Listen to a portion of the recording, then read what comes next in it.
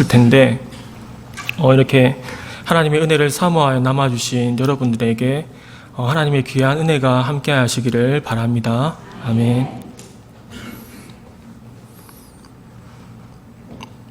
호랑이 새끼가 한 마리 있었습니다. 어느 날 새끼 호랑이는 그 어미 호랑이에게 물었습니다. 엄마, 나 호랑이 맞아? 이렇게 물었어요. 근데 이제 자기가 볼 때 자기가 호랑이가 아닌 것 같았나 봐요. 그래서 물었어요. 엄마가 이야기를 하기를 너는 내가 낳았으니까 당연히 호랑이지, 이렇게 얘기하는 거예요. 어린 새끼 호랑이가 엄마, 나는 강아지만도 못하는데 나 호랑이 맞아? 나는 아무것도 하지 못하는데 사냥도 못하고 나는 크기도 작은데 나는 호랑이가 맞아? 이렇게 질문하는 거예요. 계속 질문하니까 엄마가 이게 빡이 돌았나 이렇게 너무 화가 났나 봐요.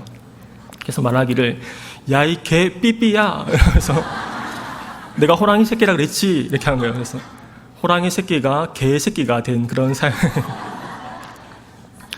이게 우리가 때로는 하나님의 자녀답게 살지 못하여도, 때로는 넘어진다 할지라도 우리는 하나님은 우리의 아버지가 되시고 우리는 하나님의 자녀인 줄로 믿습니다. 아멘.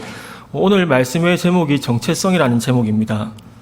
이 정체성이라는 말은 국어적인 의미로 보았을 때에 어떤 존재가 가지고 있는 본질적인 특성을 말합니다. 정체성이라는 말을 우리가 조금 더 와닿기 위해 해야 할 중요한 질문이 있는데, 그것이 뭐냐면은 나는 누구인가 라는 것입니다. 나는 누구인가. 특별히 우리는 그리스도 안에서 나는 누구인가 아는 것이 중요한 이유는 나는 누구인가 아는 것이 내가 어떤 삶을 추구하고 어떤 가치관을 가지고 살아가고, 이 지식이라는 것이 삶으로 이어지기 때문에 나는 누구인가라는 것이 너무나 중요합니다. 그래서 성경이 말하고 있는 나는 누구인가라는 것을 알고 내가 어떤 삶을 살아야 하는지, 또 어떤 가치관과 생각을 가지고 살아야 하는지 알 수 있는 그런 시간이 되었으면 좋겠습니다. 첫 번째로 나는 하나님의 창조물입니다. 본문의 1절 말씀 보면은 너를 창조하신 여호와께서 너를 지으신 이가 말씀하신다라고 말씀하고 있습니다. 뿐만 아니라 성경 곳곳 가운데 하나님이 우리를 창조하셨음을 말씀하고 있는데, 시편 139편 13절 14절 말씀이 이렇게 말씀합니다. 주께서 내 내장을 지으시며 나의 모태에서 나를 만드셨나이다. 내가 주께 감사하옴은 나를 지으심이 심히 기묘하심이라. 주께서 하시는 일이 기이함을 내 영혼이 잘 아나이다. 하나님께서 우리 외적인 부분만 아니라 몸 안에 있는 장기들까지, 그리고 보이지 않는 너무나 신비한 마음까지 하나님이 만드셨습니다. 만든 이가 누구나에 따라서 가치가 달라지는데, 여러분 보신 적이 있는지 모르겠지만 우리나라의 어떤 화가는 아주 고뇌한 끝에 이렇게 붓으로 한번 딱 그었는데 그것이 작품이 되었습니다. 많이 고민한 다음에, 한 오랜 시간 동안 고민한 다음에 붓을 가지고 선을 하나 그었는데 그것이 몇십억짜리 작품이 되었습니다. 그것이 만든 사람이 누구인지가 너무나 중요하죠. 누군가 여러분에게 비싼 선물이라면서 선물을 주었는데 그 밑에 보니까 Made in China 이 되는 겁니다. 그러면은 여러분들은 이 가치가 없어 보이는 거죠. 근데 선물을 주었는데 선물 밑에 Made in USA 그러면은 뭔가 좀 좋은 것 같기도 하고 그런 마음이 드는 거죠. 우리 모두는 Made in God, 하나님이 만드셨습니다. 하나님이 만들었다는 건 우리는 피조물이라는 것인데, 피조물은 하나님의 공급하시는 도움으로 살아야 합니다. 그래서 저를 한번 따라해 보면 좋겠습니다. 나는 하나님이 필요합니다. 네, 우리에게는 하나님이 필요합니다. 그로 말미암고 그를 위하여 살고 또한 그에게로 돌아가는 것입니다. 성경 속에 하나님이 사람을 창조하시고 보시기에 좋았더라 이렇게 말씀하는 것처럼 그 말은 토부라는 단어인데 그것은 행복이라는 단어와 연관이 있습니다. 사람은 하나님과의 관계 속에 진정한 행복이 있고 하나님으로 충만한 존재가 될 때 사람다운 모습으로 살아가는 것입니다. 하나님은 우리의 체질을 아시고 기질을 아시고 또 약함을 아시고 강함을 아시기 때문에 그분은 나를 능히 도울 수 있는 하나님임을 우리가 믿을 수 있기를 바랍니다. 하나님은 우리를 참으로 귀한 존재로 만드셨는데 하나님은 우리를 소중하게 창조하셨습니다. 이 세상의 70억 인구 가운데 저와 여러분은 유일한 존재입니다. 이 세상에 나와 똑같은 모습을 하고 있는 사람은 단 한 사람도 없습니다. 우리의 지문은 모두 다 다릅니다. 제가 지문을 보면서 감격했습니다. 지문을 보니까 마치 조각가가 조각칼로 이렇게 하나씩 다 판 것 같더라고요. 이렇게 한번 쳐다보세요. 지문 빨리 확인해 보세요. 지문 있는지 없는지 한번 확인해 보세요. 지문을 보니까 조각가가 조각칼로 이렇게 하나씩 파놓은 것 같아요. 이렇게. 와, 하나님이 이렇게 파지 않았을까. 우리 모든 과목들이 사실은 하나님과 연관이 있거든요. 국어도 그렇고 수학도 그렇고 음악도 그렇고 하나님도 이렇게 예술의 하나님이잖아요. 음악도 그렇고 하나님도 춤추시지 않을까. 춤추시는 하나님 이런 것도 있잖아요. 그래서 이제 모든 학문들이 하나님과 연관이 있는데 제가 지문을 보면서 감격했습니다. 아, 하나님이 이것을 파지 않았을까. 그만큼 우리가 신비한 존재죠. 우리의 신경이 얼마나 많은지, 핏줄이 얼마나 많은지, 우리 손의 감각이 얼마나 예민한지, 이건 다 알 수가 없습니다. 우리의 마음은 또 얼마나 신비한지, 넓은지, 큰지, 세상의 모든 것이 다 담겨도 우리의 마음은 담기지 않습니다. 하나님은 우리를 너무나 신비하게, 신묘막측하게 만들었습니다. 우리는 유일한 존재이고 소중한 존재입니다. 그러나 이렇게 말하여도 어떤 때 우리는 내가 소중하게 느껴지지 않습니다. 내가 하나님 앞에 별로 잘한 것이 없는 것 같습니다. 하나님 앞에 내세울 것이 없는 듯합니다. 내가 나를 보아도 별로 가치가 있는 존재 같지가 않습니다. 다른 사람이 나를 보아도 나는 그렇게 소중한 사람이 아닌 것 같습니다. 그런데 중요한 것은 하나님의 관점입니다. 4절 말씀에 이렇게 말씀합니다. 내가 내 눈에 보배롭고 존귀하여. 성경은 하나님의 관점으로 쓰여졌고 하나님이 보실 때 내가 보배롭고 존귀하다. 실제로 하나님이 우리를 그렇게 바라보고 계시는 것입니다. 아가서를 보면 솔로몬 왕과 술람미 여인의 사랑 이야기가 나오는데 아가서에는 하나님이라는 단어가 한 번도 나오지 않지만 그것을 하나님과 우리와의 사랑의 관계로 보고 있습니다. 거기서 술람미 여인은 밖에서 일을 하니까 햇빛에 쬐어서 까맣습니다. 다른 사람이 볼 때 자기가 자신을 볼 때에도 아름다워 보이지 않을 수 있습니다. 그러나 솔로몬 왕이 볼 때에는 너무나 아름답고 사랑스러워 보이는 것입니다. 우리가 하나님 보실 때 그렇습니다. 우리는 우리의 죄로 인하여 까맣지만 내세울 곳이 없지만 우리는 하나님 보실 때 존귀하고 또한 보배로운 존재인 것입니다. 하나님이 나를 그렇게 바라보시는 것처럼 자신을 하나님의 관점으로 바라볼 수 있기를 바랍니다. 그래서 이기적인 것이 아니라 자신을 참되게 사랑할 수 있어야 합니다. 성경의 말씀을 보면 내 이웃을 내 자신과 같이 사랑하라고 말씀하고 있는데 먼저 하나님을 사랑하는 것이 중요하고 자신을 있는 모습 그대로 사랑하는 것이 중요합니다. 자신을 참되게 사랑하는 사람이 또한 이웃도 사랑할 수 있습니다. 자신을 보배롭고 존귀한 존재로 여기는 만큼 다른 사람도 그렇게 대하게 되는 것입니다. 그래서 자신을 있는 모습 그대로 사랑하고 자신에 대해서 좋은 감정을 가지고 또 자신을 잘 꾸며주며 또 자신에게 좋은 것을 먹일 수 있는 저와 여러분 다 될 수 있기를 바랍니다. 두 번째로 나는 하나님이 선택하셨습니다. 성경을 보면 잘 이해되지 않는 이야기들이 있는데 예를 들어서 세례 요한은 어머니의 뱃속에서부터 성령의 충만함을 받았습니다. 세례 요한이 기도를 많이 했고 봉사를 많이 했고 말씀을 많이 읽었기 때문이 아니라 세례 요한은 어머니의 뱃속에서부터 성령으로 충만하였습니다. 하나님의 특별한 은혜였습니다. 또한 성경 말씀에 이런 말씀이 있습니다. 내가 야곱은 사랑하고 에서는 미워하였다 이렇게 말하고 있는데 여기서 미워하였다는 것은 감정적인 미움을 말하는 것이 아닙니다. 고대 근동의 언어 습관, 특히 히브리인들의 언어 습관에서는 미워하다는 것이 감정적인 미움의 표시가 아니라 덜 사랑하다라는 의미입니다. 그래서 하나님께서 에서를 적극적으로 미워한 것이 아니라 선택적인 은혜에 대해서 야곱에게는 특별한 은혜를 주었지만 에서에게는 그런 은혜를 베풀지 않았다는 것입니다. 그것은 우리가 알 수 없는 일입니다. 하나님의 주권적인 역사입니다. 미워하다는 단어와 연관하여 우리가 한 가지 알고 지나가면 성경 속의 예수님은 이렇게 말씀합니다. 물은 내게 오는 자가 자기 부모와 처자와 형제와 자매와 더욱이 자기 목숨까지 미워하지 아니하면 능히 내 제자가 되지 못하고, 그러니까 부모와 처자와 형제와 그리고 자매, 자기 목숨까지 미워하는 것이 아니라 하나님을 사랑하는 것보다 그것을 더 사랑하면은 예수님의 제자가 될 수 없다, 참 제자가 될 수 없다는 것을 말씀해주고 있습니다. 본문으로 돌아와서 다시 1절 후반부의 말씀은 이렇게 말씀합니다. 내가 너를 지명하여 불렀나니 너는 내 것이라.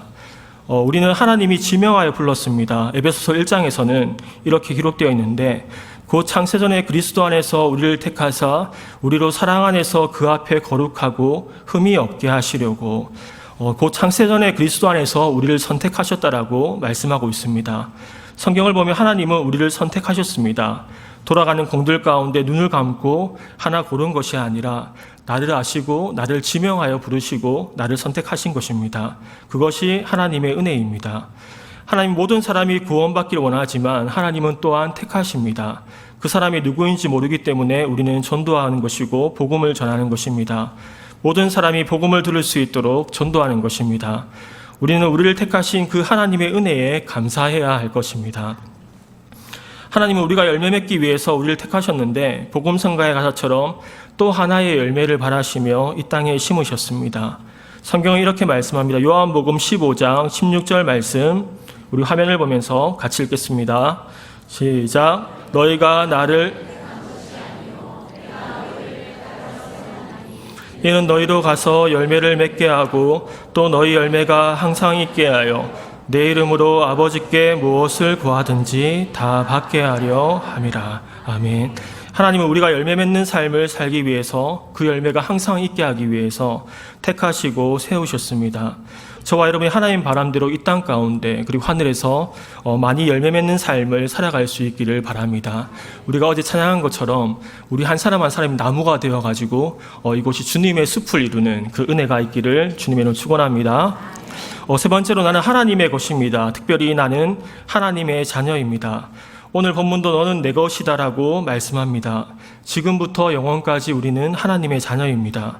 하나님의 사랑에서 우리를 빼앗을 자가 없습니다. 그 어떤 것도 그리스도 예수 안에 있는 하나님의 사랑에서 우리를 빼앗을 자가 없습니다. 이 세상 가운데 하나님의 사랑을 가장 잘 보여주는 것이 부모님의 사랑입니다. 제가 부모님의 사랑을 생각할 때 저에게 기억에 남는 한 장면이 있습니다. 제가 부산에 있을 때 한 30대 초반의 나이였습니다. 동네를 한 바퀴 돌고 집으로 돌아가려는데 초등학교 때 알고 지냈던 여자아이를 만났습니다. 그 아이는 지적으로 장애가 있는 아이였습니다. 그 아이는 여전히 마른 몸을 하고 있었고 몸만 자란 상태였습니다. 그 아이도 그렇게 동네를 산책하는 길 같았습니다. 초등학교 때 모습 그대로였고 정말로 몸만 자랐습니다. 그런데 그 아이의 옆에는 그 아이의 어머니가 늘 함께하고 있었습니다. 그것을 보면서 나는 저렇게 할 수 있을까 싶었습니다. 그것이 부모님의 사랑이 아닐까 싶었습니다. 우리는 하나님의 자녀입니다. 그분은 우리를 절대 버리지 않으십니다. 우리는 그분의 자녀이기 때문에 그분의 사랑을 받는 존재입니다. 그분은 우리를 인도해 주시고 보호해 주시고 함께해 주시고 때로 바른 길로 갈 수 있도록 징계해 주십니다. 오히려 하나님을 떠나 있었던 시대를 보면 하나님의 사랑이 더 많이 느껴지기도 합니다. 하나님의 안타까움이 더 많이 느껴지기도 합니다. 이사야서나 예레미야서를 보면 이렇게 두껍게 있습니다. 또 에스겔서를 보아도 그들의 상태가 포로로 잡혀가고 마른 뼈와 같은 상태인데 하나님은 계속적으로 말씀하고 있는 것을 볼 수 있습니다. 제가 만약에 하나님이라면 그렇게 말하고 싶지 않을 것 같습니다. 징계 또한 하나님의 깊은 사랑이라는 것을 우리는 알아야 됩니다. 우리는 그분의 자녀이고 그분은 우리를 기뻐하시고 사랑하십니다. 스바냐 3장 17절 말씀은 이렇게 말씀하는데 우리 화면을 보면서 같이 한번 읽어보겠습니다. 시작. 너의 하나님 여호와가 너희 가운데 계시니 그는 구원을 베푸실 전능자시라. 그가 너로 말미암아 기쁨을 이기지 못하시며 너를 잠잠히 사랑하시며 너로 말미암아 즐거이 부르며 기뻐하시리라 하리라. 아멘. 하나님이 나를 보시고 기쁨을 이기지 못하신다. 잠잠히 사랑하시고 나를 보시며 즐거워하고 아마 춤추시지 않을까 싶습니다. 부모가 자녀를 볼 때 기쁨이 있는 것처럼 하나님이 우리를 볼 때 기쁨이 있습니다. 우리는 하나님의 자녀이고 하나님의 은혜로 구원을 받았습니다. 그런데 우리가 예수님을 믿기 전에 우리는 어떤 존재였습니까? 허물과 죄로 죽었고 이 세상 가운데 소망이 없던 자들입니다. 죄와 사망에 묶여 어디로 가는지 모르고 살았습니다. 그런 우리를 하나님이 구원해 주셨고 자유케 해 주셨습니다. 우리에게는 늘 이 구원의 감격이 있어야 할 것입니다. 그거 하나만으로 우리는 늘 감사하며 살아야 할 것입니다. 모태신앙 같은 경우에 하나님이 귀한 은혜를 주셨습니다. 하나님이 주신 재능, 능력이 좋은 부분이 있습니다. 어떤 분은 찬양을 탁월하게 잘하기도 하고 관계를 잘하기도 하고 사업을 잘하기도 하고 특별히 지혜가 있기도 합니다. 우리 혹시 모태신앙 분들 한번 손 들어볼까요? 모태신앙, 나는 모태신앙이다. 네, 다 아니세요? 한번 손 들어볼까요? 모태신앙. 많이 없으시네요. 네, 손 내리시고. 모태신앙분들은 능력이 있습니다. 탁월한 능력이 있습니다. 그래서 이제 좋은 부분이 많이 있죠. 그래서 모태신앙이 있고 나중에 예수님을 믿은 사람이 있다면은 만약에 둘이 싸우는 건 아니지만 싸운다면은 모태신앙이 100% 이깁니다. 그래서 모태신앙한테 여러분들 잘해야 됩니다. 둘이 싸운다면은 만약에 나중에 믿은 사람이 복음의 정수를 알고 신앙의 정수를 알고 하나님이 함께 하시는 사람이라면은 이것이 달라질 수 있지만 둘 다 하나님의 은혜가 없다는 가정하에 싸운다면은 모태신앙이 이깁니다. 그래서 모태신앙 귀한 부분이 참 많죠. 그런데 이제 모태신앙에 그만큼 이제 중요한 부분이 있는데, 그런데 한 가지 아쉬운 것이 뭐냐면은 이 구원에 대한 감격이 부족합니다. 구원에 대한 감격. 믿지 않던 사람이 세상 속에 살다가 돌아오면은 구원에 대한 감격이 있습니다. 자신이 얼마나 죄인인지를 압니다. 그 십자가가 나를 위한 십자가인 것을 아는 거죠. 그런데 모태신앙은 죄도 별로 안 지은 것 같고 잘못한 일도 별로 없는 것 같고 예배를 늘 드리니까 그 감격이 별로 없습니다. 성경에 비추어 보면 우리의 생각이 얼마나 죄된 생각으로 가득한지, 우리의 마음이 얼마나 죄가 가득한지 그 십자가가 예수님이 아니라 내가 못 박혀야 할 십자가임을 우리는 알게 됩니다. 우리는 값을 지불하고 하나님의 자녀가 되었습니다. 우리를 구원하시기 위해 하나님이 친히 이 땅 가운데 오셨습니다. 우리를 구원하시기 위해 하나님이 친히 십자가에 못 박히셨습니다. 머리에 가시면류관을 쓰시고 온몸에 채찍을 맞으시고 침뱉음을 당하시고 조롱을 당하시고 십자가 위에서 6시간 동안 매달려 계셨습니다. 우리를 위해 모든 물과 피를 쏟으셨습니다. 찬송가의 가사처럼 그 크신 하나님의 사랑 말로 다 평용 못하네.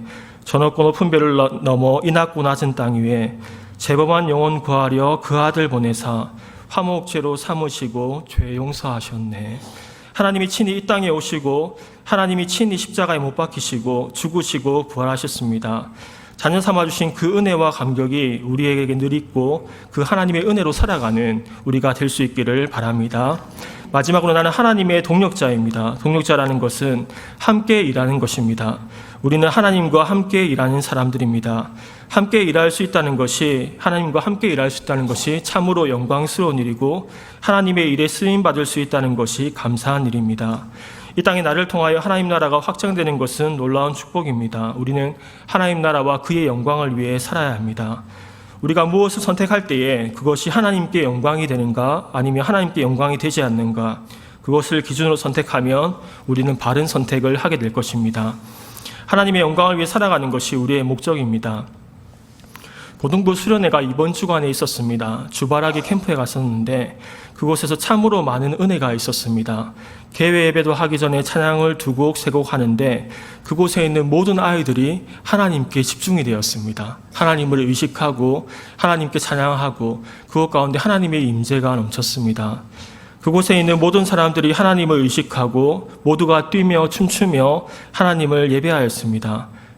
생각해 보십시오. 고등부 아이들이 말씀도 잘 안 듣고 이렇게 머리 숙이고 있고 찬양도 잘 안 하는 아이들이 막 하나님을 찬양하는 겁니다. 기뻐서 찬양하고 말씀도 다 듣고, 그게 하나님의 기적인 거죠. 하나님이 함께 하시는 기적인 거죠. 둘째 날 고등부 아이들은 저녁 금식하면서 하나님의 은혜와 말씀을 사모하였습니다. 어떤 남자아이는 이렇게 말하였습니다. 기도가 끝난 다음에 남자아이는 이렇게 말하였습니다. 한 끼 금식하고 기도하니까 더 기도가 이전보다 잘 되는 것 같아요. 이렇게 말하기도 하였습니다. 거의 모든 아이들이 적극적으로 수련회에 참여했고 은혜를 받았습니다. 찬양도 좋고 모든 것이 다 좋았습니다. 그중에 수련회에 말씀을 전하러 오신 한 목사님의 이야기가 제 마음 가운데 남았습니다. 이분은 믿지 않는 가정에서 태어나셨습니다. 그리고 부모님들이 독실한 불교 신자였습니다. 나중에 이야기를 들어보니까 어머니는 중학교 1학년 때 자살하였고 할아버지도 자살을 했던 그런 가정이었습니다. 그런데 이 목사님이 7살 때 예수님을 믿게 되었습니다. 그리고 시간이 조금 흐르고 9살이 되었을 때 교회 친구들을 보니까 부모님들이 다 집사님이시고 권사님이고 장로님이고 그런데 자신의 부모님은 독실한 불교 신자니까 그게 하나님께 미안하기도 하고 죄송하기도 했던 것 같습니다. 집안을 보니까 하나님께서 자신을 사용하신다는 것이 불가능해 보였습니다. 그래서 그 9살짜리 아이가 동네 뒷산에 올라가서 나무를 붙잡고 울면서 하나님께 이렇게 기도했습니다. 하나님, 죄송해요. 그런데 나 좀 사용해 주시면 안 돼요? 이렇게 한 거예요. 그 9살짜리 아이가 하나님께 기도한 거예요. 하나님은 영혼 중심의 깊은 기도를 들으십니다. 단순히 거칠의 기도가 아니라 그 아이의 영혼 깊은 중심에 그 마음이 있었던 겁니다. 하나님, 죄송해요. 그런데 나 좀 사용해 주시면 안 돼요? 사투리가 좀 어색해서 좀 비슷하지 않나요? 그렇게 기도한 겁니다. 그 아이가. 나중에 이후에 예를 들어보니까 그분이 전 세계를 다니면서 말씀을 전하기도 하고 충남 서천에 있는 농업고등학교에 진학했는데 너무 가기가 싫었답니다. 그런데 그곳에서 하나님의 뜻을 발견하고 전도하기 시작했는데 그 농고에 다니는 아이들 가운데 387명이 예수님을 믿게 됐답니다. 자신을 통해서. 그리고 군대에 가서 강원도 쪽에 교회가 없는 대대 가운데 갔는데 하나님 왜 하필 교회가 없는 곳에 저를 보내셨습니까? 하니까 하나님이 감동을 주시기를 네가 교회를 지어라 이런 감동을 주더랍니다.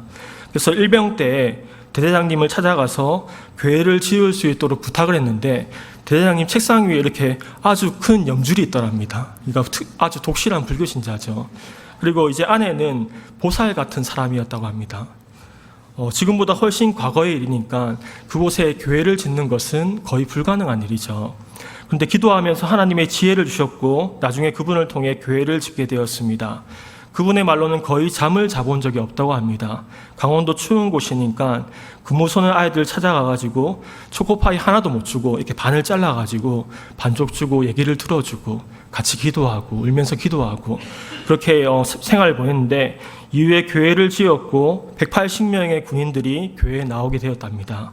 더 놀라운 것은 대대장님이 주일이 되면 주보를 나누어 주는 집사님이 되었고 또 보살이던 사모님은 교회에서 피아노를 반주하는 반주자가 되었답니다. 하나님께 제가 이 이야기를 들으면서 하나님, 저분이 믿는 하나님이랑 내가 믿는 하나님은 같은 분인데 내 삶 가운데 역사하신 하나님은 너무 작구나 싶었습니다. 그래서 하나님은 그 작은 9살짜리의 기도를 들으신 것입니다.